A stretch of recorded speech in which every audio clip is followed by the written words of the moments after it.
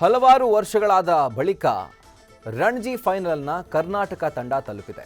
So ಅದೇ ಥರ ಪ್ರಪ್ರಥಮ ಬಾರಿಗೆ ಜಮ್ಮು ಕಾಶ್ಮೀರ ತಂಡ ಕೂಡ ರಣಜಿ ಫೈನಲ್ ಪ್ರವೇಶ ಮಾಡಿರುವಂಥದ್ದು. ಸೊ ಎಲ್ಲವೂ ಚೆನ್ನಾಗಿತ್ತು. ಆದರೆ ಈ ಪಂದ್ಯದ ವೇಳೆ ಮಾತಿನ ಚಕಮಕಿ ನಡೆದಿದೆ. ಕರ್ನಾಟಕದ ಆಟಗಾರನಿಗೆ ಕಾಶ್ಮೀರ ಕ್ಯಾಪ್ಟನ್ ಡಿಚ್ಚಿ ಹೊಡೆದಿದ್ದಾನೆ. ಕರ್ನಾಟಕದ ಅನೀಶ್ಗೆ ಕಾಶ್ಮೀರದ ಕ್ಯಾಪ್ಟನ್ ಪರಾಸ್ ಡೋಗ್ರಾ ಡಿಚ್ಚಿ ಹೊಡೆದಿರುವಂಥದ್ದು. ಹೆಲ್ಮೆಟ್ ಧರಿಸಿದಂಥ ಅನೀಶ್ ತಲೆಗೆ ಡೋಗ್ರಾ ಡಿಚ್ಚಿ ಹೊಡೆದಿದ್ದಾನೆ.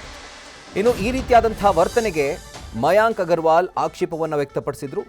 ತಕ್ಷಣ ಆನ್ ಫೀಲ್ಡ್ನಲ್ಲಿದ್ದಂಥ ಅಂಪೈರ್ಸ್ ಮಧ್ಯಪ್ರವೇಶ ಮಾಡಿ ಪರಿಸ್ಥಿತಿಯನ್ನ ತಿಳಿಗೊಳಿಸುವಂತಹ ಕೆಲಸವನ್ನು ಮಾಡಿದ್ದಾರೆ. ನೀವು ಗಮನಿಸ್ತಾ ಇದ್ದೀರಿ, ಹುಬ್ಬಳ್ಳಿಯಲ್ಲಿ ನಡೀತಿರುವಂಥ ರಣಜಿ ಫೈನಲ್ ಪಂದ್ಯ ಇದು.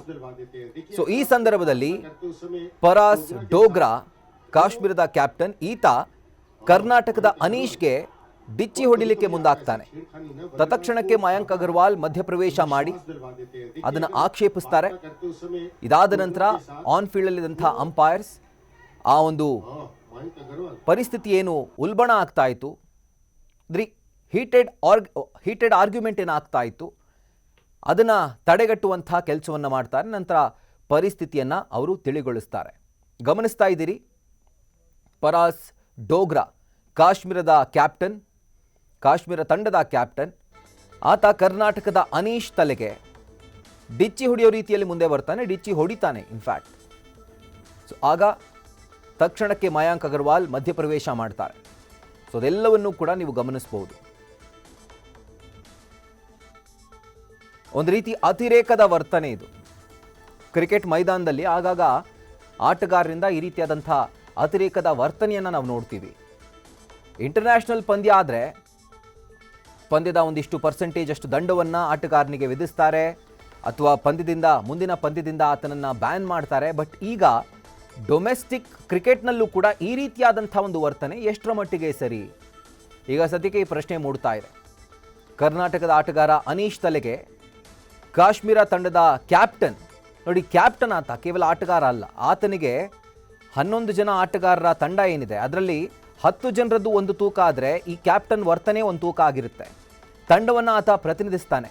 ಒಂದು ರಾಜ್ಯವನ್ನು ಪ್ರತಿನಿಧಿಸುವಂತಹ ಸಂದರ್ಭದಲ್ಲಿ ಆತ ಇನ್ನಷ್ಟು ಜೆಂಟಲ್ಮೆನ್ ಗೇಮ್ನಲ್ಲಿ ಜೆಂಟಲ್ಮೆನ್ ರೀತಿ ವರ್ತಿಸಬೇಕು. ಅದು ಬಿಟ್ಟು ಮೆಂಟಲ್ ಮ್ಯಾನ್ ರೀತಿ ವರ್ತಿಸಿದ್ರೆ ಎಷ್ಟರ ಮಟ್ಟಿಗೆ ಸರಿ ಅದು? ನೋಡಿ, ಒಳ್ಳೆ ಈ ರೌಡಿಗಳು, ಪುಡಾರಿಗಳು ಯಾವ ರೀತಿಯಾಗಿ ಮುಂದೆ ಬರ್ತಾರೋ ಡಿಚ್ಚಿ ಹೊಡಿಲಿಕ್ಕೆ, ಆ ಥರ ಬಂದಿದ್ದಾನೆ. ಸೊ ಈತನ ವರ್ತನೆಗೆ ಆಕ್ಷೇಪ ವ್ಯಕ್ತವಾಗಿದೆ. ಇನ್ಫ್ಯಾಕ್ಟ್ ಖುದ್ದು ಆನ್ ಫೀಲ್ಡಲ್ಲಿದ್ದಂಥ ಅಂಪೈರ್ಸ್ ಕೂಡ ಇದಕ್ಕೆ ಆಕ್ಷೇಪಣೆಯನ್ನು ವ್ಯಕ್ತಪಡಿಸಿದ್ದಾರೆ. ಮಧ್ಯಪ್ರವೇಶ ಮಾಡಿ ಆ ಪರಿಸ್ಥಿತಿಯನ್ನು ತಿಳಿಗೊಳಿಸುವಂಥ ಕೆಲಸವನ್ನು ಆನ್ ಫೀಲ್ಡ್ ಅಂಪೈರ್ಸ್ ಮಾಡಿದ್ದಾರೆ.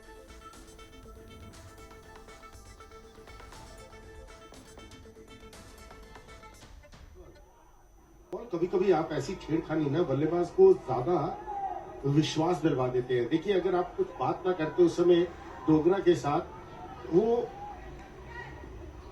मयंक अग्रवाल, और कभी कभी आप ऐसी छेड़खानी ना बल्लेबाज को ज्यादा विश्वास दिलवा देते हैं. देखिए, अगर आप कुछ बात ना करते उस समय डोगरा के साथ, वो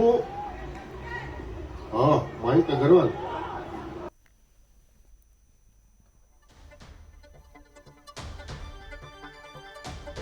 ರಣಜಿ ಕಪ್ನ ಫೈನಲ್ ಪಂದ್ಯದ ವೇಳೆ ಆದಂಥ ಒಂದು ಘಟನೆ ಇದು. ಕರ್ನಾಟಕ ತಂಡದ ಆಟಗಾರ ಅನೀಶ್ಗೆ ಕಾಶ್ಮೀರಿ ತಂಡದ ನಾಯಕ ಪರಾಸ್ ಡೋಗ್ರಾ ಡಿಚ್ಚಿಯನ್ನು ಹೊಡೆದಿರುವಂಥದ್ದು. ಆ ಒಂದು ಸ್ಥಿತಿ ಚೆನ್ನಾಗಿದೆ. ಕಾಶ್ಮೀರದ ಒಂದು ಸ್ಕೋರ್ 527 ಸ್ಕೋರ್ ಮಾಡಿರುವಂಥದ್ದು ಈ ತಂಡ. ಆದ್ರೂ ಈ ಮಟ್ಟಿಗಿನ ಒಂದು ಅತಿರೇಕದ ವರ್ತನೆ ಯಾಕೆ? ಕೂಲಾಗಿ ಹ್ಯಾಂಡಲ್ ಮಾಡ್ಬೋದಾಗಿತ್ತು ಸಿಚುವೇಶನ್ ಅನ್ನ. ಏನೋ ಒಂದು ಪಕ್ಷ ಒತ್ತಡದ ಸಿಚುವೇಶನ್ ಅಲ್ಲಿದ್ರು, ಅಥವಾ ಸ್ಕೋರ್ ಕಮ್ಮಿ ಇತ್ತು, ತಂಡ ಕಷ್ಟದಲ್ಲಿದೆ, ಹೆಂಗ್ ಪಾರ್ ಮಾಡೋದು, ಈ ಟೆನ್ಷನ್ ಮಧ್ಯೆ ಏನಾದರೂ ಈ ರೀತಿಯಾದಂಥ ಒಂದು ಘಟನೆ ಆಗಿದ್ದಿದ್ರೆ ಆಗ ಏನೋ ಅನ್ಬೋದಾಗಿತ್ತು. ಆದರೆ ಕಾಶ್ಮೀರಿ ತಂಡದ ನಾಯಕ ಅಂತ ಅನ್ನಿಸ್ಕೊಂಡು ಆ ಸ್ಥಾನದಲ್ಲಿದ್ದಂಥ ಸಂದರ್ಭದಲ್ಲಿ ಮತ್ತಷ್ಟು ಜೆಂಟಲ್ಮನ್ ರೀತಿಯಲ್ಲಿ ವರ್ತಿಸಿದ್ರೆ ಬಹುಶಃ ಚೆನ್ನಾಗಿರ್ತಿತ್ತು ಅನ್ನುವಂಥದ್ದು ಕ್ರಿಕೆಟ್ ಅಭಿಮಾನಿಗಳ ಒಂದು ಒಪಿನಿಯನ್ ಆಗಿದೆ.